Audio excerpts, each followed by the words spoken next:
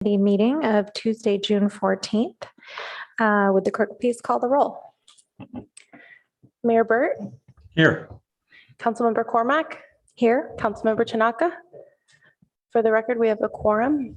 Thank you so much. And for those of you watching from home who may think you have stumbled into the wrong meeting, Chair Stone is absent this evening and Mayor Burt is stepping in as per our protocols, and I will be chairing in his absence. We now turn to oral communications, where members of the public may address us on any item within the purview of the Policy and Services Committee that is not on our agenda this evening. And let's see if anyone would like to address us. I don't see anyone here in chambers. So the clerk will just give a moment to see if anyone would like to address us from Zoom.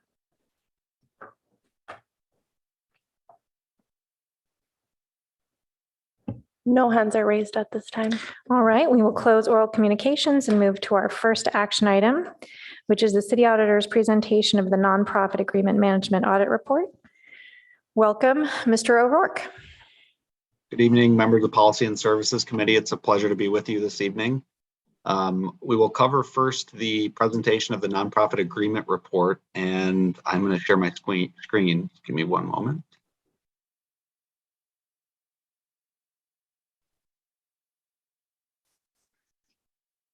Should be able to see this. I have an agenda here. We'll, of course, begin by presenting the Nonprofit Agreement Risk Management Audit Report. Our second agenda item is the quarterly status report. So we have that sort of combined in this PowerPoint. Of course, we'll handle the first item before moving to the second item, and we can take questions and discussion throughout. So feel free to stop us at any point in time. We'll begin today similar to how we begun other audit activities or presenting other audit activities. We'll go through project background, go through a little bit of our analysis, provide some of our recommendations, then of course handle questions and discussion at the end. I'm going to transition to our project manager, Chemi Perry, here in a moment. Before I do so, I did want to say thank you to all of those that participated in this audit activity. The city manager's office, Molly's team in the legal department, the administrative services department, all played a role in this work, as well as folks in many of the divisions and departments who oversee nonprofit agreements. So quite a few folks from city staff that were involved in this, and we really appreciate your efforts. So thanks very much for your involvement in the work. And I will go ahead and continue to control the slides, but Chemi, if you wanted to go ahead and kick off, that'd be great. Yes. Good evening. I'm Chemi Perry, a manager of the Public Sector Advisory with Baker Tilly. I'd like to thank all project managers, account managers, and others who helped us during this audit. Everyone was a professional and quickly responded to our questions and requests. We did not spell out in the report, but we observed that the strength of the city included a wide range of services provided to the citizens by partnering with nonprofit organizations and the dedicated employees who are supporting to provide the service to the public.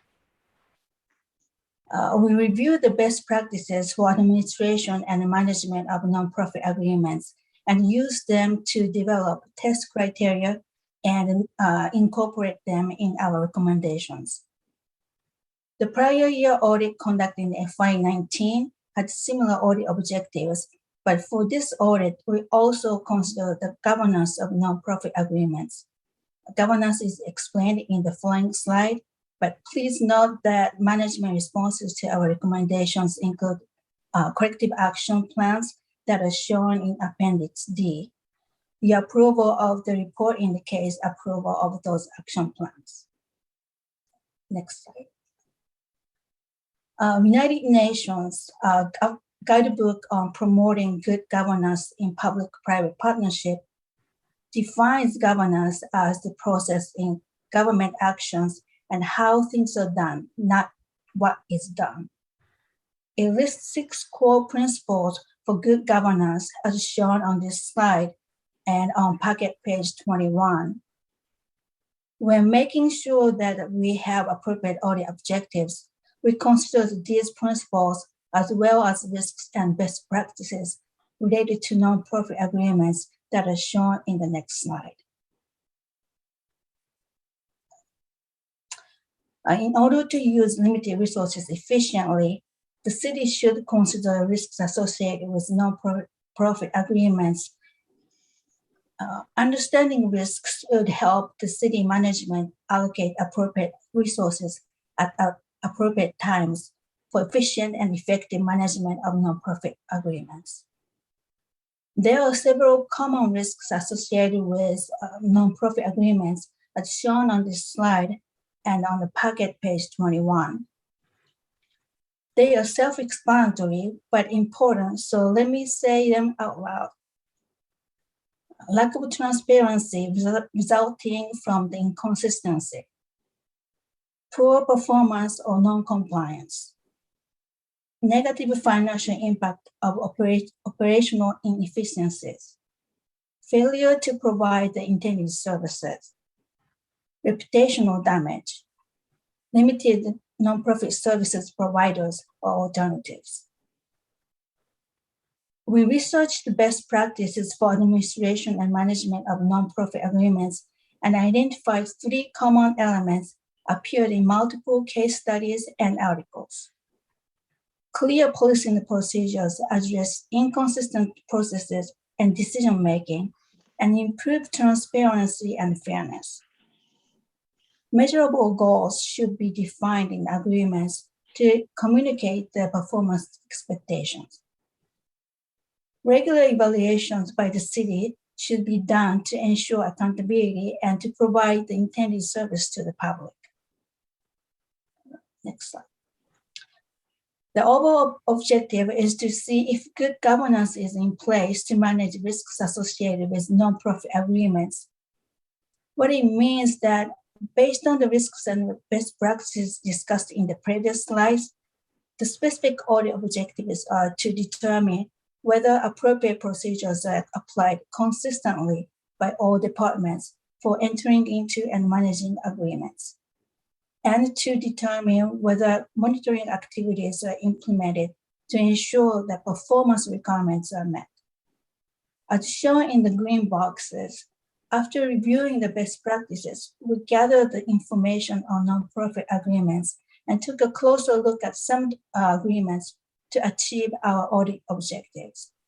I'll discuss the results and recommendations in the next slide. The list provided by the city management included 46 nonprofit service agreements with FY21 contract amount of $10,000 or more as of June 2021. The full list is included in Appendix A of the report. The table shown on this slide is included in the packet page 12.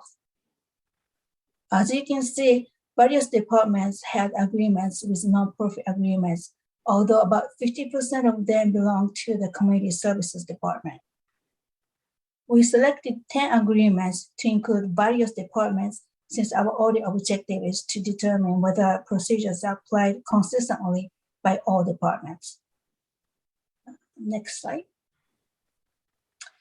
The city's real estate and property management division provided us with all lease agreements effective as of August 2021. We created a list including all 32 lease agreements we received. The list is included in Appendix B of the report. This table lists all 12 lease agreements with annual rent of $1 or less. We included a very rough estimate of annual market rent values in the far right column, just to get some ideas of the property value without spending a lot of resources. Please note that we simply calculated these amounts using the average market rental value for the city of Palo Alto as of August 2021 and the square footage information in the agreements. So the actual values can be significantly different. Please refer to the note below the table 3 on the packet page 19. The middle column titled Separate Services Agreement. Separate service agreement means whether or not there is a service agreement in addition to a lease agreement. The finding number 2 on the next slide refers to this information. Next slide. We identify the findings and recommendations for service agreements and lease agreements with nonprofit organizations. For nonprofit service agreements, 3 out of 10 agreements reviewed did not include adequate information on performance and reporting expectations. Also, 3 out of those 10 agreements had some instances of non-compliance with the required reports in the agreements. We have 3 recommendations for this finding. The first recommendation is that the city should define the service level expectations, such as goals, performance measures, and reporting requirements consistently in all nonprofit agreements so that the city can identify underperformance and ensure that appropriate actions are taken. The second recommendation is that cities should make sure the city's responsibilities in the agreements are achievable before the agreements are signed. The third recommendation is that the city should track a nonprofit's performance to identify the risks associated with the continuing or discontinuing the contractual relationships and take appropriate actions. Examples of those risks are a risk of not achieving the goals and the risk of not finding alternatives to provide services. For lease agreements with nonprofit organizations, 6 out of 12 lease agreements with annual rent of $1 or less included no or little performance and reporting requirements other than the brief description of services to be provided. We have 2 recommendations. The first recommendation is that cities should include performance and reporting requirements in lease agreements with significantly reduced rent amounts and monitor the performance. The actual benefits to the city should serve as a basis for reduction of the rent amounts when lease agreements are renewed. The second recommendation is that the city should analyze the city's non-monetary support to a nonprofit organization based on the estimated fair market value and non-monetary benefits given, as required by the city's policy. Management responses are shown in Appendix D. Again, thank you for the city staff members for providing the assistance during this audit. We are ready for council members' comments and questions. Thank you so much, Ms. Perry. I think what we'll do is go to the members of the public first, if there are any members of the public that would like to comment on the nonprofit agreement risk management audit report. Oh, also it looks like Assistant City Manager would like to speak with us. Do you need to provide the management responses? Yes, great. Let's do that. Okay, thank you. Councilmember Cormack, Kylie Noze, Administrative Services Director and Interim Assistant City Manager. Just wanted to express our thanks to Mr. O'Rourke, Mrs. Chemi, and their work and research on this audit.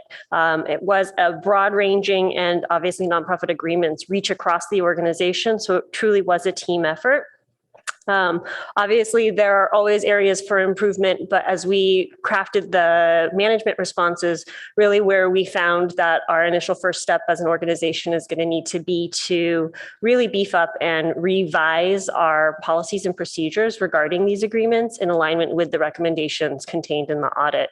So staff will take that up, obviously with some consultation with Mr. O'Rourke and the team with some of the research that they've done through this audit on best practices. And so the council can expect that to be our kind of first step as we move through addressing the findings in this audit. But again, just wanted to thank Mr. O'Rourke for a lot of work that went into this on a topic that continues to emerge as a growing area that we continue to partner with groups in our community, which is wonderful, and making sure that we're doing so in a documented and true partnership with them as we move through 40, 50 year plus relationships. And I think Mr. Shikata has some additional notes. Sure. Thank you, Director Noze. really just to reinforce and at the same time perhaps to provide just an acknowledgement of the context that very obvious to the City Council, but perhaps really valuable to take a step back and, as identified in the audit, to see the range of nonprofit agreements that the city is currently engaged with. And this audit was really a good opportunity for us to look at where are the areas that could perhaps do some beefing up in terms of maintaining a level of consistency in expectations, while also taking, as was described, a bit of a risk assessment framework perspective on where our attention should be paid. So again, just to reinforce the appreciation for the City Auditor's Office, I also do want to just be clear that the follow-up steps will need to be led by the City Manager's Office. And so we take this as an assignment coming out of PNS review, recommendations, and ultimately council direction, should it proceed as drafted in order to do the update to the public-private partnership policy, as Director Nose pointed out. Thank you. Thank you, Director Nose and City Manager Shikata. And now we will turn to members of the public. If you would like to address us, please raise your hand in Zoom or press *9 on your phone.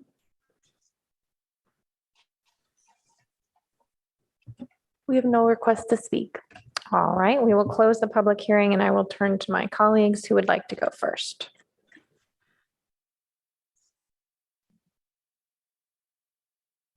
Mayor Burt. Thanks.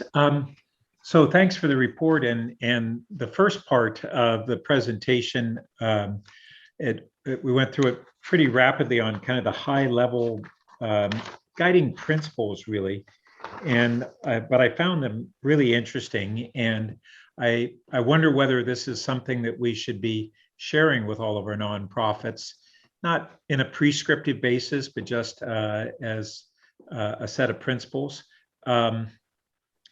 And then second, though, I really wanted to understand more about what maybe I'll call proportionality. We have all the ways from large nonprofit contracts with fairly sophisticated nonprofits down to ones that are bare bones, who are doing phenomenal services on a very limited budget, and they just don't have the sophistication or the bandwidth to be able to provide, extensive accountability and reporting. And so, how do we assure that as we tighten our standards where appropriate, we don't really choke off the ability of some of these community partners to help our community in very cost-efficient ways and beneficial ways?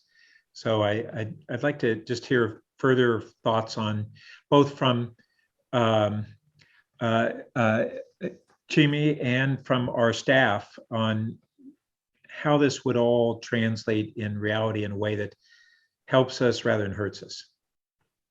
Sure, Chimi, I can go first, and you can follow up. I think, Mayor Burt, what we would suggest is that you take a risk-based approach when thinking through accountability measures that need to be put in place. And what I mean by that is, depending on the size of the agreement, the nature of the services being provided, or potentially the capacity of the nonprofit, you adapt the accountability measures that are in the agreements accordingly. So, the policy that we're suggesting be drafted and developed, we would suggest incorporating a risk-based methodology to sort of right size that level of accountability. And I would say too, staff expressed the same concern. And I think, unfortunately, I think this makes it in about a sentence or two of our recommendation, but really it's ultimately the risk-based approach that'll get to that level of need. I would like to add that this is a partnership, so city and nonprofit organizations are working together for the common goals.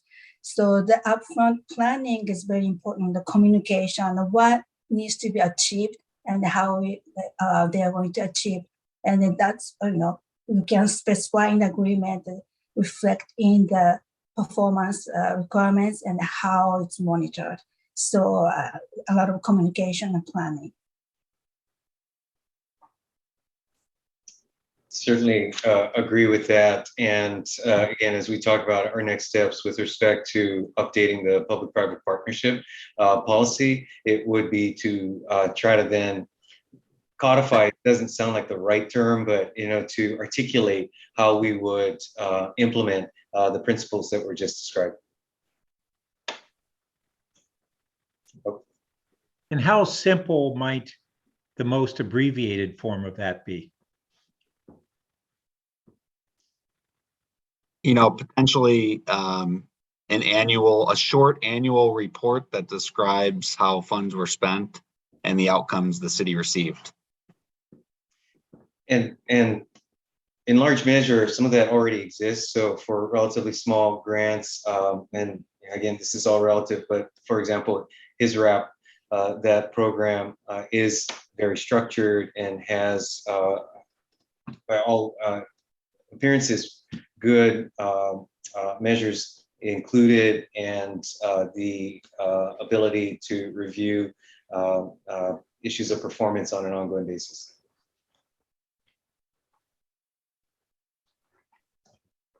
Great, and I'll just note the report itself was just nice and clear. And for instance, table 3, I don't recall when I had last seen this list of the nonprofits that basically have a space as a city contribution. And when I look through them, they're all great community partners. It was just a great refresher for me, and a reminder of basically the partnerships that we've had and the benefits we get from those partnerships. And we sometimes forget that they're existing in our community in collaboration with us as opposed to on their own. So overall, thanks very much. Councilmember Tanaka? I'm still thinking about it, so you can go if you want. Well, this is your opportunity, so. Would you like to pass?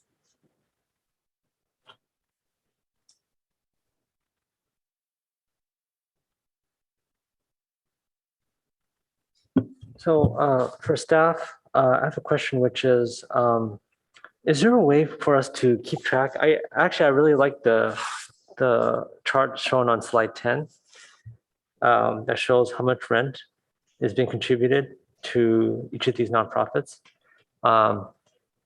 Is there a practice that perhaps other cities do in terms of accounting for this so that they can understand at any given point in time how much is being contributed to these nonprofits? I don't know if Baker Tilly found any examples of that in their research from other jurisdictions when they were doing comparables. I'm not necessarily aware of that practice, but that doesn't mean it doesn't exist.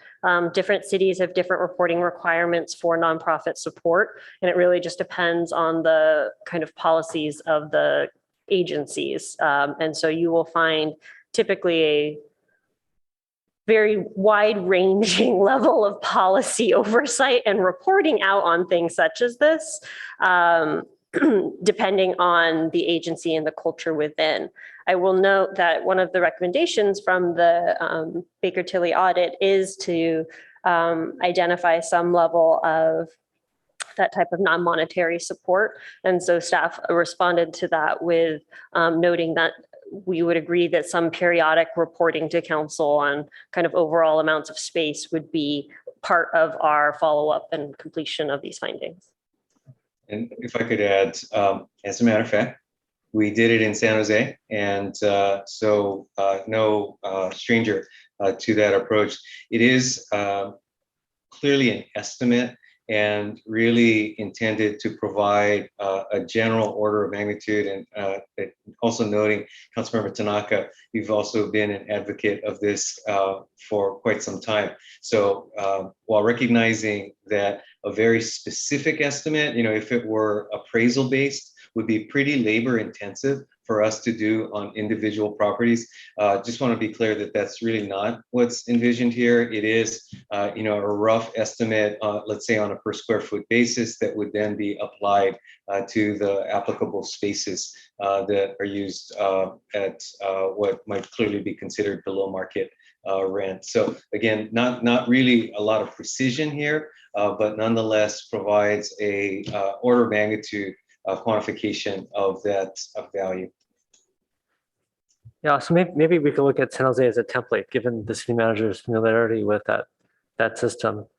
Because I think it would be interesting to look at how much do we have for nonprofits, how much of our square footage, how much of it it's for the city itself, then how much is it we're actually getting market rent for. From my understanding, I know that Mountain View gets quite a bit from their properties. It's actually one of the major revenue sources. So it'd be interesting just to see what it is for us in comparison. And I think during this pandemic, Mountain View did pretty well, mainly because it had that cash flow.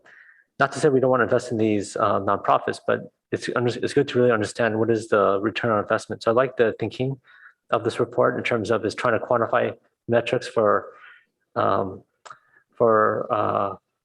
does the city benefit? At the same time, it's trying to quantify the cost, which is often not really known. But this rent is actually a good proxy for it, because that is probably, it's an opportunity cost. If we don't have, we could be renting out the space or having another nonprofit, which provides a higher return on investment. So I like the direction of what the auditor did on this, and hope the staff can follow some of these recommendations, and in future reports, we could see kind of how we're doing, and maybe we'll find that some organizations we should work with them to figure out how do we tune things up. All right, I've been waiting for this report for a long time with a little bit of trepidation, frankly, because I felt like there might be some things we weren't fully aware of. So thanks very much to the team, both the team here and the Baker Tilly team. It makes absolute sense that we're going to need additional resources to manage this. And so the staff envision that those will be in departments or ASD or in the city manager's office. Like, I can see arguments for various. I'm just curious about how we're going to approach this from either we're going to be standardized or we're going to be customized. I think the jury's still out on that. It'll really depend on what the policy says. It also depends on kind of the body in which certain departments have nonprofit partnerships. And so, typically we've done, in certain areas of the organization, we've centralized things. In other areas, we've decentralized. I suspect in this instance, it'll be some bit of a hybrid where some departments that have significant nonprofit partnership activity will need resources in order to make sure we're supporting those, that additional oversight. But from a scale perspective, it wouldn't make sense to add staff everywhere. So for those smaller or one-offs, we will likely have some centralized resource that will manage that kind of citywide perspective. But I would say it's too early for us to be able to identify the quantity or placement of those, other than what you kind of see in terms of the matrix of where the agreements and leases lie. That'll tell you where the most volume is at this point. But I will also note volume doesn't necessarily mean complexity. And so that will be another aspect as we move through the policy and where the policy ends up based on council's guidance, who and where those resources will be needed. Yeah, I was a little stunned to see that partnership agreement from 2007, which I remember quite clearly, has not been updated. So glad that we'll be taking a stab at that. I appreciate, Mr. O'Rourke, your emphasis on the risks and I think it's, it's obvious, anytime children are involved, we've got animals, right? There are some really obvious places where regardless of the amount or, the wonderfulness of the people providing the service, we're going to have to, be more thoughtful. I think that's an appropriate way to move. I appreciated one of the things I love from these reports is going out and getting not just best practices, but sort of the philosophy around something. And we do call these partnerships, and they really are joint ventures. And the emphasis in the report on the triadic relationship makes so much sense because we have to acknowledge that they're all three in there. I know it sometimes feels like, people come and they advocate for their particular activity with their favorite nonprofit. And we need to see that as a three-way and not as, demands being placed on the city. I think it's just an interesting thing to reflect on. So appreciate that. It seemed like the utility payments were really inconsistent on page 20. So I'm sure staff will take a look at that. I can imagine a matrix where I bet not one of these is exactly like something else. And then, we have a couple places where we share capital improvements, and, I don't think we should have a ban on that, but I think that's a perfect example of something where the risk will be quite high, depending on what stage, we are in the fundraising program. Page 18, I appreciated the mention of council liaison, but I really don't think that's enough in some of these areas to manage risk. So I think the idea of project managers where appropriate makes sense. On the list on page 19, I saw the Boy Scouts called out as a leaseholder. Don't we also have a lease with the Girl Scouts? Or, yeah, we do. Okay, it's just not on that list because it's a different amount. I did not receive the agreement, so that's the reason it's not there. Okay. I'm not sure what the agreement is with them, but they do use space, right? That's this. Yeah. Okay. And then of course we did the theater agreements last night, and it, it does make sense that we extended those for a year, so that can be those and everything else can be part of what needs to go forward. Yeah, so again, on timing, if staff can just refresh us how long it's going to be before the policies are updated or the resources are in place to make these needed changes. I don't think we've got a specific timeline. This actually is one of the assignments waiting for the assistant to the city manager to be hired. Great, they're getting started. They're getting started document is getting full. Okay. Yes. All right. In the absence of any other hands or lights, would either of my colleagues like to make a motion?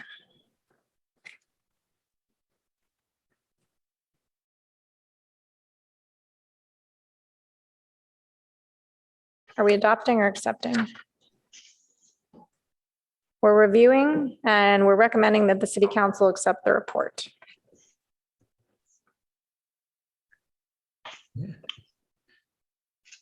Oh, and I will second that if that wasn't. Thank you. I was trying to check on the Girl Scouts. Yeah. Thank you, Mayor Burt.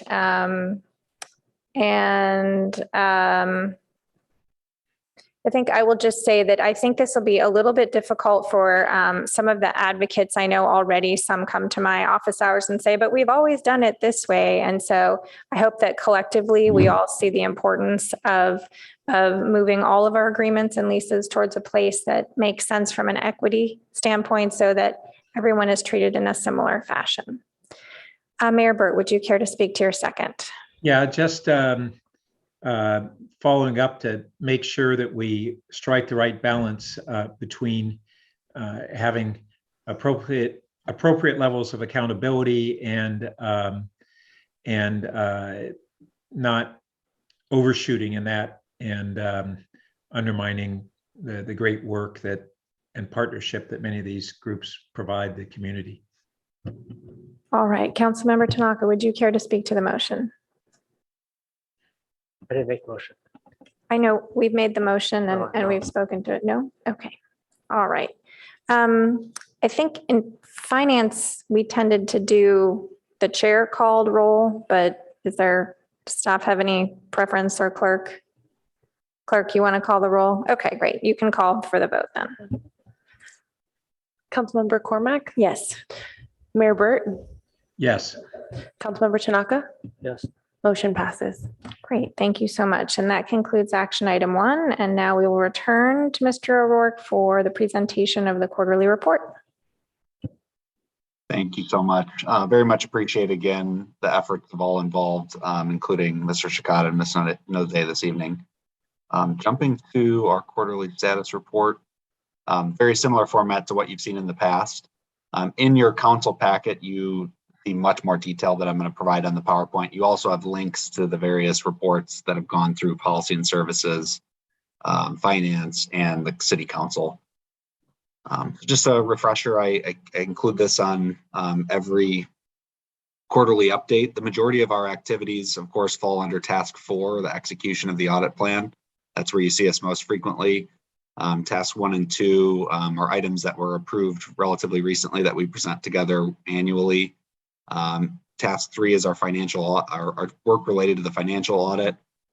Task 5 are various tasks, including quarterly reports. And the evaluation and benchmarking I'll talk about here in a moment.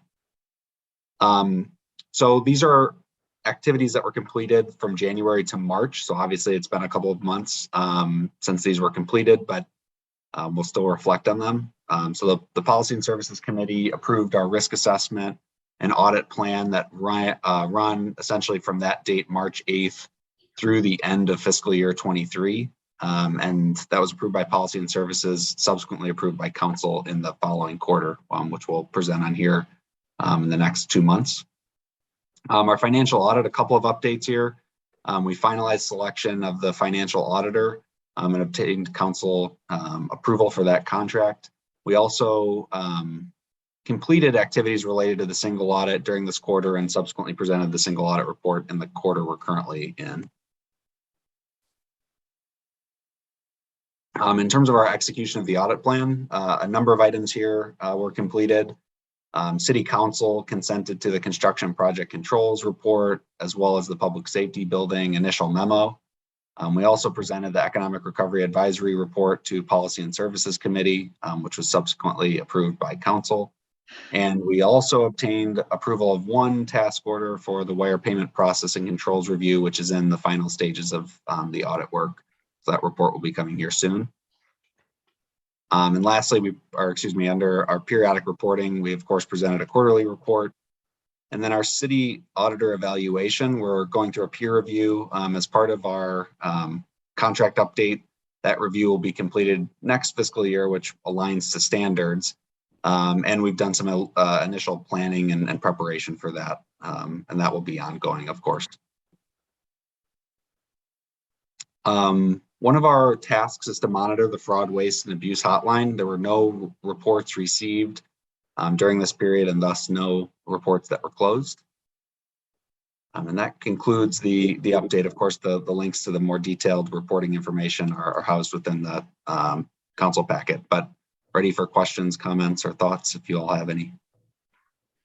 Thank you, Mr. O'Rourke. We'll turn to the members of the public. If you would like to provide comments on the city auditor's presentation of the quarterly report for January through March of 2022.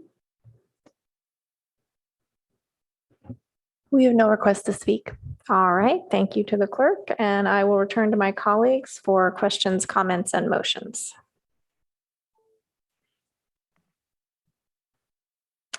Mayor Burt. Just a curiosity, the fraud, waste, and abuse reporting, that's a good sign that we have no complaints at all in that period. I don't have any context to how that compares to historic and whether that reporting is all physical on site or is it done virtually as well? So just a little bit of background. The fraud, waste, and abuse hotline is intended for employees only. It's not something that's rolled out community-wide. It is available electronically, and there's information published on the city's intranet site for employees to then be able to access. And then finally, and hopefully I'm addressing all the points you mentioned, forgive me if I'm not, but as it pertains to sort of the trends we received, so Baker Tilly has been providing services for roughly 18 months now. So that's 6 quarterly updates. In one quarter, and this was one of our first quarters working for the city, we received 2 reports, and we have seen none since. So that, I guess, is pretty consistent with what we've seen in other jurisdictions. There's an initial push, in this case 2, not overly significant, reports through a hotline, and then it sort of tails off. So that's consistent with what we've seen elsewhere, which means that we consistently need to be, advertising that it exists, and we should do that again here in fiscal year 23. And in addition, I would say, just to refresh folks' memory, and though you may not have been on policy and services at the time, but Mayor Burt, of course, you were not, but those reports that we received actually were human resource related items that we referred to the human resource department. So they weren't, fraud, waste, and abuse matters for us to look into. So a little bit of historical context from at least what we're familiar with. Okay, thank you. Councilmember Tanaka, do you have any questions? All right, I don't either. So I'm happy to move that we recommend that, I guess we just approve this. This has to go to council though, doesn't it, on consent? Or do we just do this ourselves?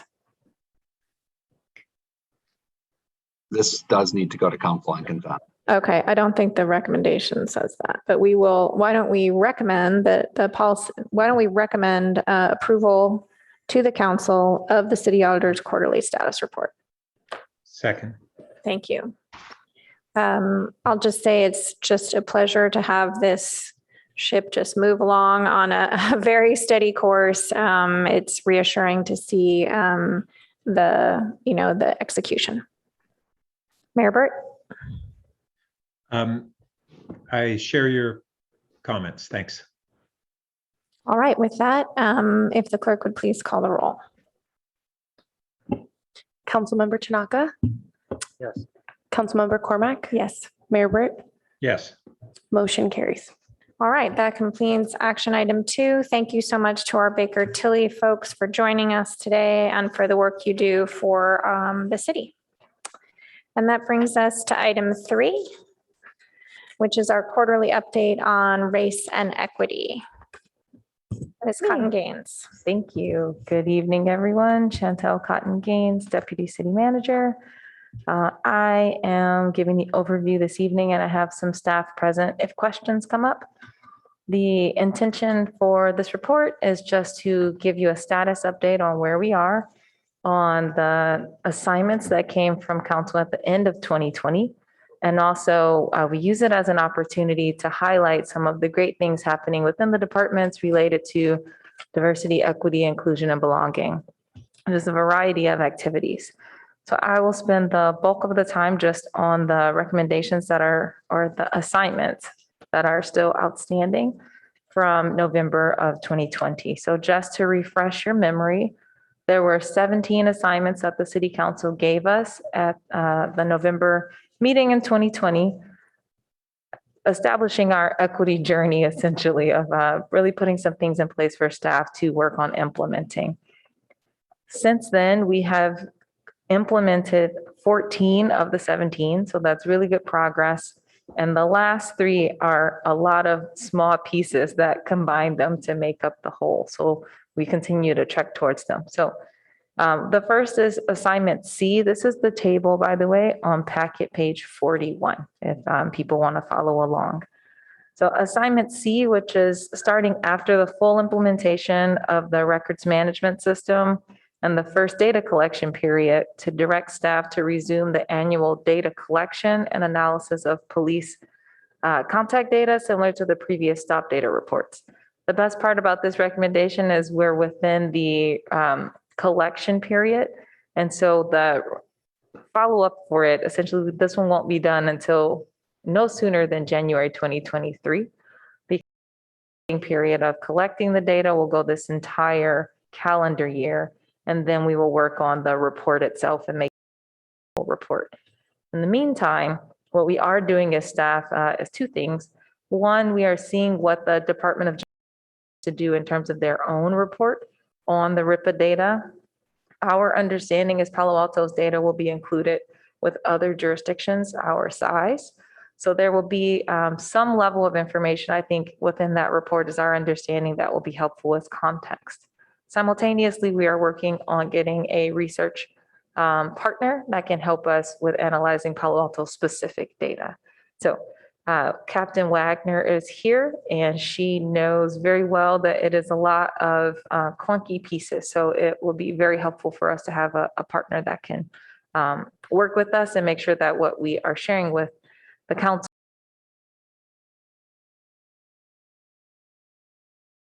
what the data means. So that is that piece of it. So in the next quarterly update, this one will also still be in progress, but I want to make sure that we at least give the context of why this one will stay on the assignments list for some time. The next one is assignment K, which is return in the fall of 2021 with parameters, proposals, and strategies prior to engaging in the Palo Alto Peace Officers Association negotiations. The update on this one is here. The city negotiated an expedited extension with all of our labor groups, including the PAPOA. So this extended term for the existing MOU goes through the end of this calendar year. So the opportunity for council to engage in the discussion will be this fall. So the HR team will bring opportunities for the city council and the standard format in that regard in some months. The last one that is on the pending list is assignment L. And this is the multi-piece.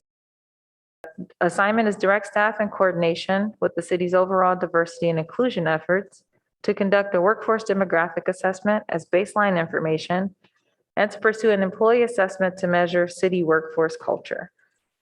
The update there at the last quarterly update on our race and equity efforts, we let you know that our intention was to refresh the city census data.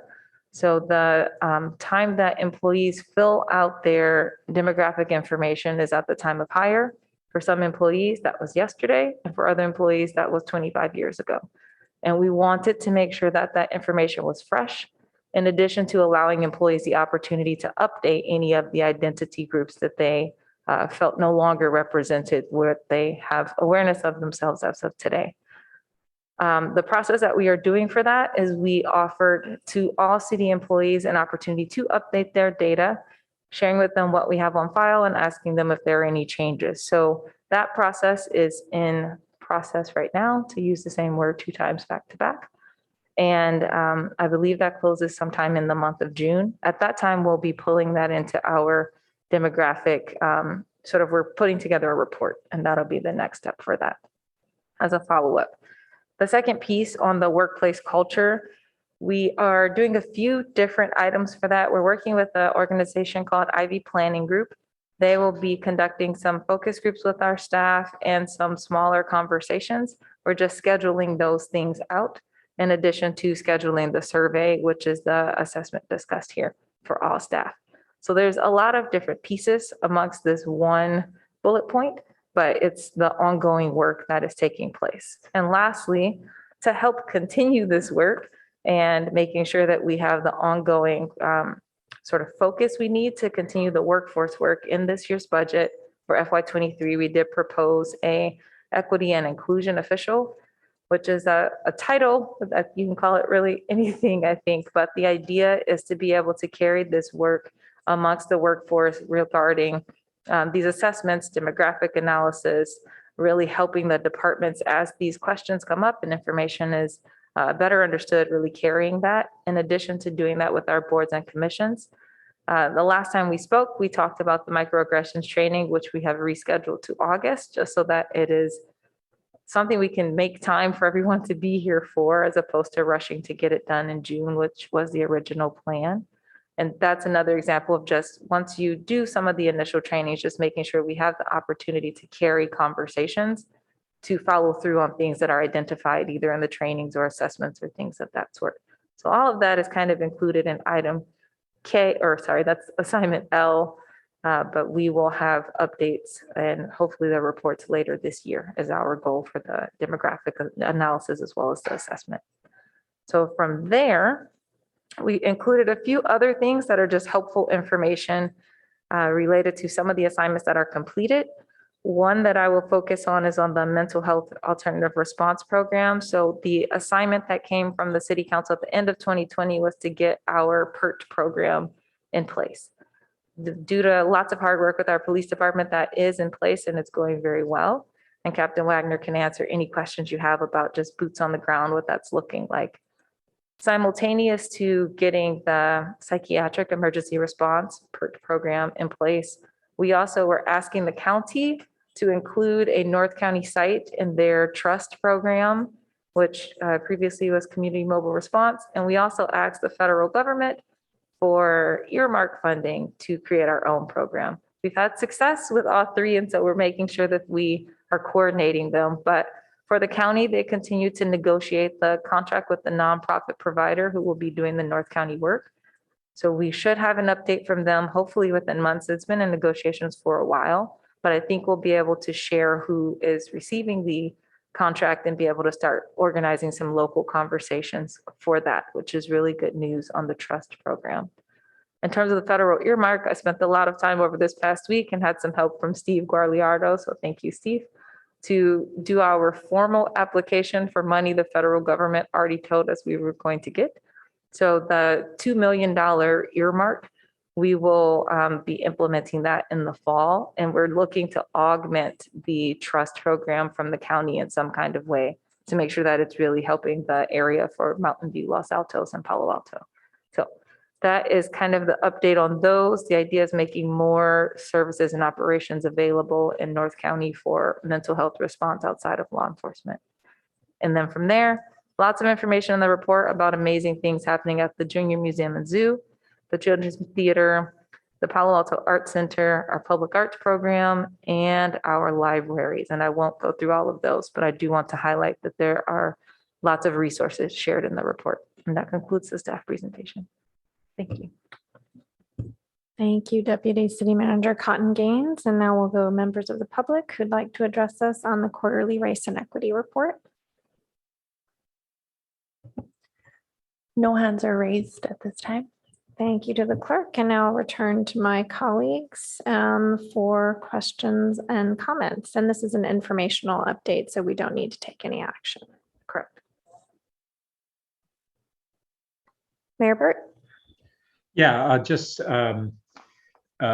focusing on the trust program. It's really great that we have this going.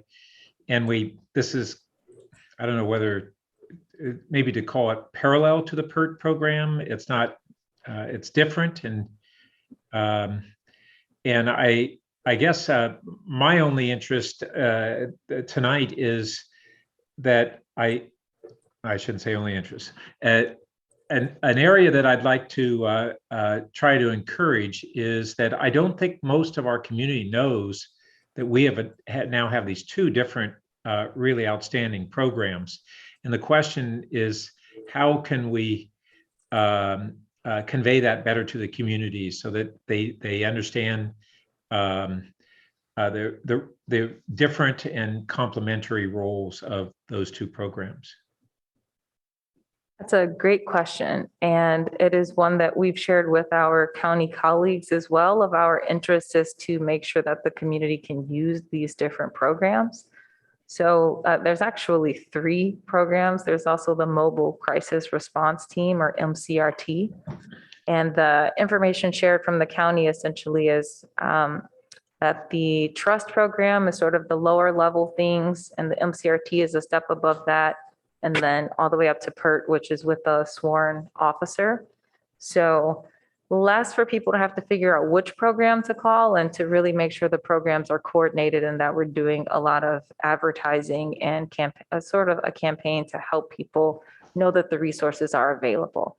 So that's one of the thoughts that we have even for the federal earmark money, is that we can use some of that to expand community awareness about all of the resources available.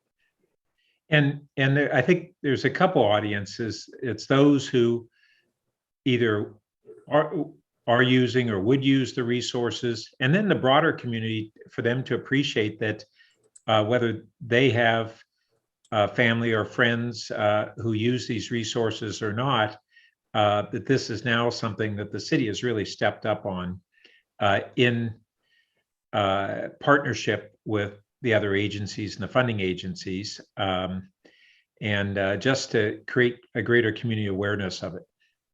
And how many cities have this these three or similar three complementary programs?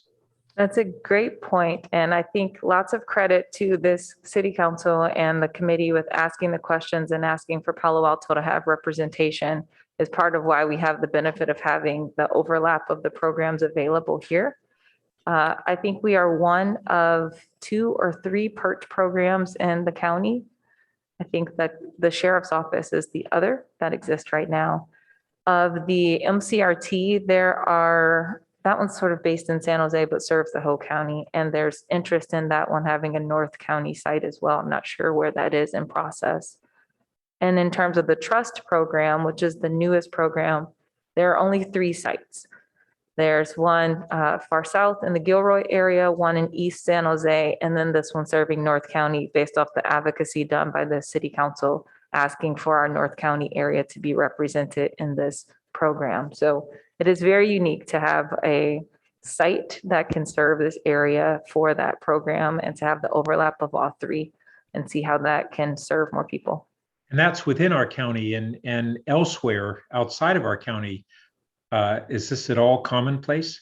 I know, the trust program was based on the Cahoots in Eugene, but there aren't a lot of even those programs around. That's correct. And definitely, I don't think you have the overlap of the 3 programs present in other communities more broadly. So very unique. Okay, thanks. And congratulations to everybody who has been working on these. It's really appreciated.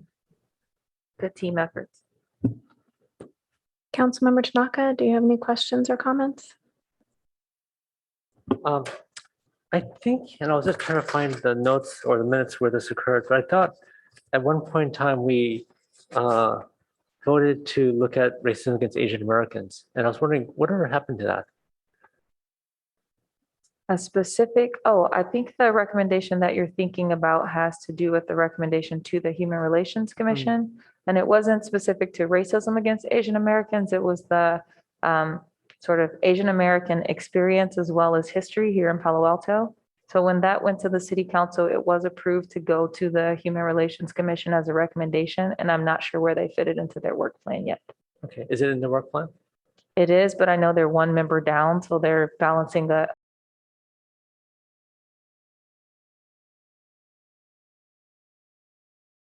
Thank you. No problem. Yeah, I was going to ask about that also. I think perhaps, staff could interpret this slightly more broadly and not just the assignments that were given, these 2 years ago, but maybe I would certainly like to see that as that included as an update. I wanted to go back to assignment C for just a moment. And I'm trying to remember the answer that I got when I asked about this last time when we had the police chief here. We are collecting this data and submitting it, but we can't look at our own data now. Is that right? Captain Wagner.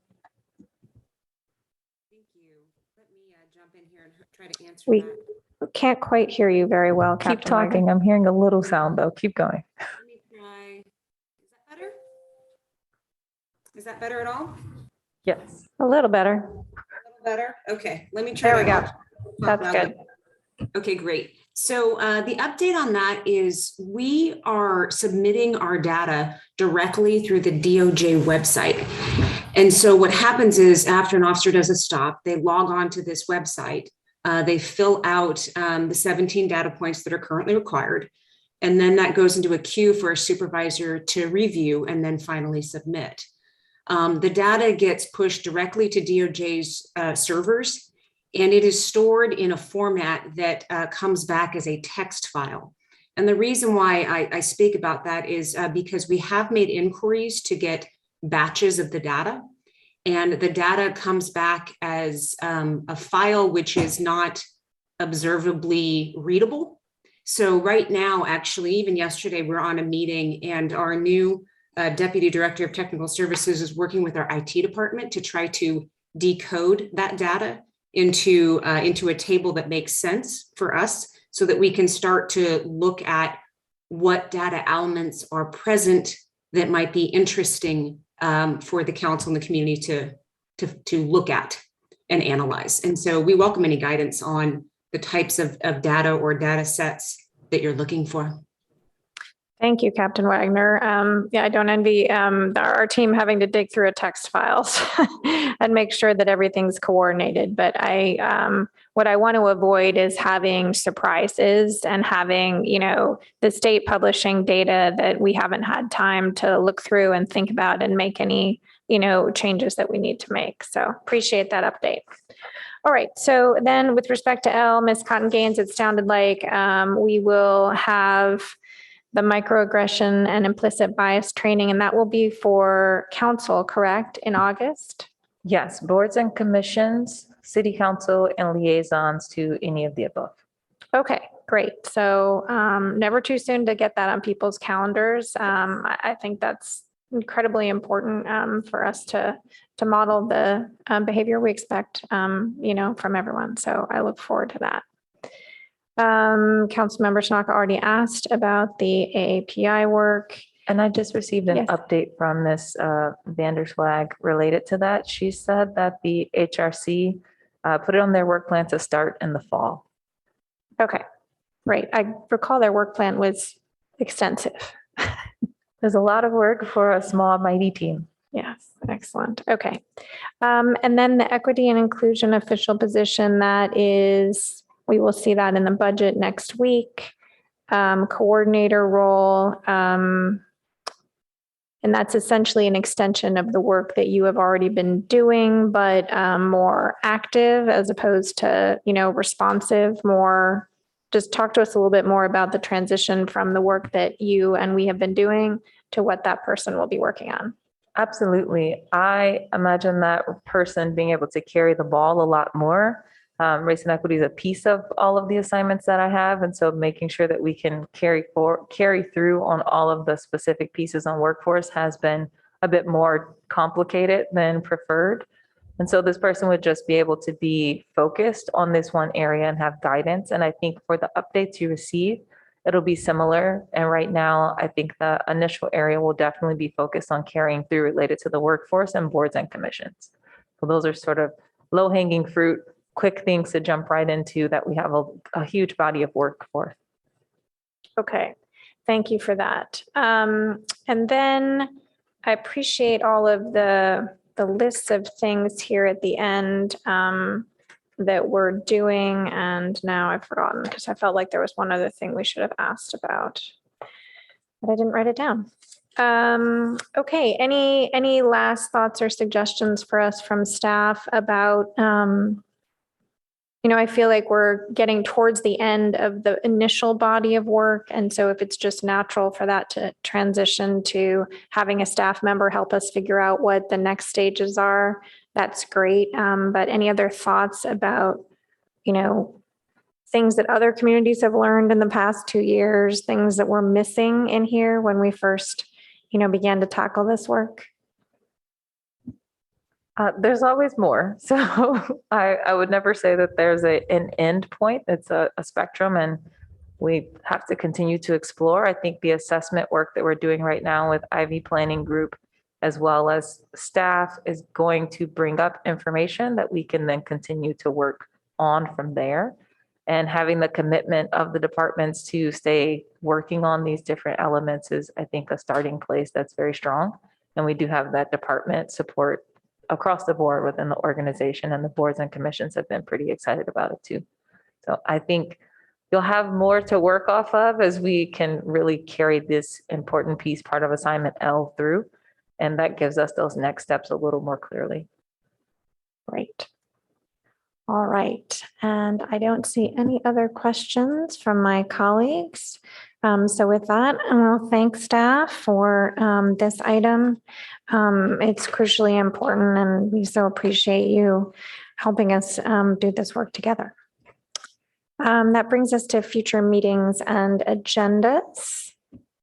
Presumably, we have canceled our July meeting. Correct. Your next meeting is in August. The date is escaping me right now. Some items that were held from this earlier part of the year, they're stacking up. So I think your next few agendas will be pretty full. We'll just work with staff to see what things that we can fit so that we're not overwhelming you, but we are able to get through a lot of the work list. All right, and with that, we're adjourned. Thank you. Thank you.